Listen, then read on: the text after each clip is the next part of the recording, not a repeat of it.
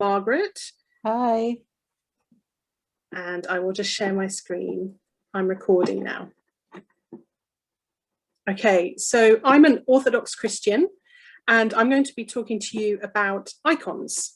So I've got a little slideshow which I'll run through, and then we'll have some time for questions. So on this first slide, it's probably the most famous icon in the Orthodox Church that people outside the church know as well. And it's often called the Rublev Trinity, but we would call it the Hospitality of Abraham. It's talking about a story from the Old Testament with Abraham, and it was painted by Saint Andrei Rublev. So on this second slide, we've got the resurrection of Christ, which is what we celebrate at Easter. And I thought I'd better give you some background about icons, just so you're aware of what they are. So an icon is essentially just an image, but it is more than just a picture. It's a song of triumph and a revelation, an enduring monument to the victory of the saints and the disgrace of the demons. And that was said by St. John of Damascus in the 9th century. In the Old Testament, you were not permitted to make graven images to depict God. But we say in the Orthodox Church that because Jesus Christ came to the world as a human, we can depict him and the saints. The first icon was said to have been painted of Mary, the Mother of God, painted by St. Luke the Evangelist. We don't have any record of that. It's just a tradition. And just to say that icons are spiritual teaching tools, not just portraits, but they are windows to heaven. And we'll come back to that idea of windows to heaven in a bit. So some things which are kind of features of icons, which would help you identify them. They're usually two-dimensional, painted on wood or mosaic, and they're non-realistic. So if you look at the way that people have their hands positioned and so on, it's not physiologically correct. But the point being that it's supposed to represent the resurrected form of the people. And it uses a lot of geometry. So you can see in this icon, there's use of an oval, there is a semicircle at the top, and they tend to use a lot of geometric shapes as the basis of the image. It uses reverse perspective. So in a normal artwork, painting or whatever, you would expect the point of perspective to go towards the back of the picture. In an Orthodox icon, it's the opposite. So the perspective is coming out of the picture and you are the point of focus. So it's completely the opposite of what you would find in secular art. There's lots of symbolism and meaning, and there are different styles of icons, and I'll show that on the next slide a little bit. So these are how icons might look in a church. So on the left, you've got a church in Finland, and they have a traditional, in this church, a traditional Greek style iconostasis or icon screen. So at the bottom of the left-hand image, you can see there's a single row of icons, and they are in the Byzantine style. And then above the icon screen, you've got frescoes painted directly onto the wall.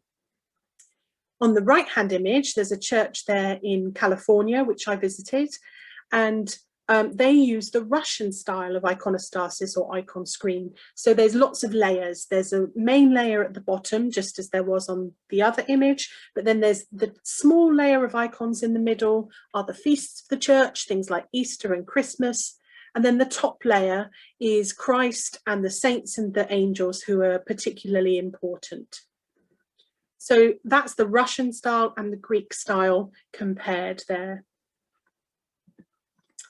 But what about at home? We still have icons, and most Orthodox Christians will have some at home, and they're usually gathered together in an icon corner. I have got them throughout my flat, but I've also got a corner which I've taken a photo of for you there.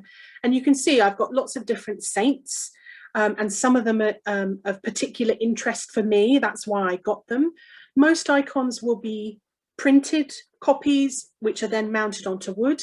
But I am blessed enough to have an original icon there of King David from the Old Testament. I'm actually a singer. I sing in lots of choirs, and I wanted a saint with a musical connection. So King David from the Old Testament, he wrote the Psalms and he played the harp. So I was so happy when I could get that original hand-painted icon of King David. And then on the left, I hope you've all seen I've got the Saints of Barking. Maybe you didn't know there were Saints of Barking, but they are all associated with the Abbey in Barking. So if you were to go to Barking Station, turn right, walk through the market, you'd come to the remains of Barking Abbey next to St Margaret's Church. And all of those saints were connected with the Abbey over that time. And we commissioned that icon a few years ago now, so that we could have it at our annual pilgrimage, which is to remember those saints who are connected with Barking. I thought I'd just mention briefly miraculous icons. So in our church, we believe in miracles and that God works miracles in people's lives. And some icons are said to be particularly miraculous, and they save people, save places from destruction by enemies. They might give healing to people. And it's usually through the intercession of the saint, but that particular icon. And this particular one is called the Curse Root icon of the Mother of God. It's originally from Russia, but it's now kept in America and taken on tour regularly, so that people can gather, when it's not the pandemic, people can gather and pray to the icon and ask for healing or anything else, help with getting a new job or a new house or whatever. So what icons mean to me? They keep me close to God and the saints. So it's a bit like having photographs of your family around you. But as I said, they're a bit more than just pictures. So they provide a focus for prayer, this idea of being the window to heaven. So it would be very easy to pray at home and get distracted, but they actually allow you to focus your outward eyes and then your inward eyes, if you like, and your heart on the prayer, and become this window to heaven so that you can connect with God.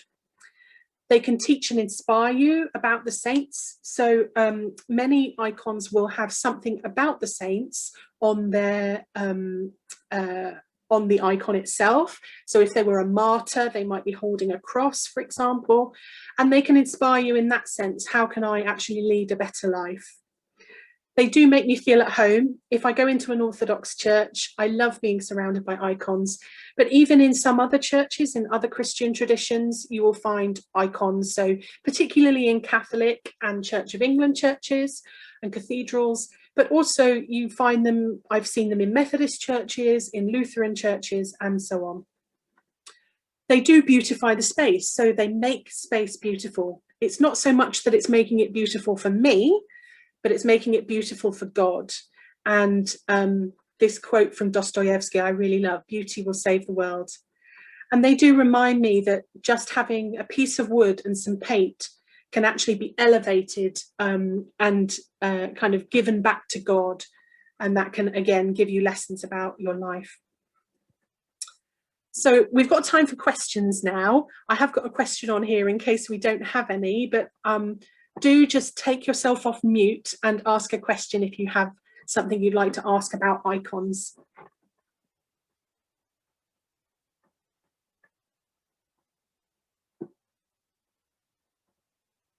Anybody?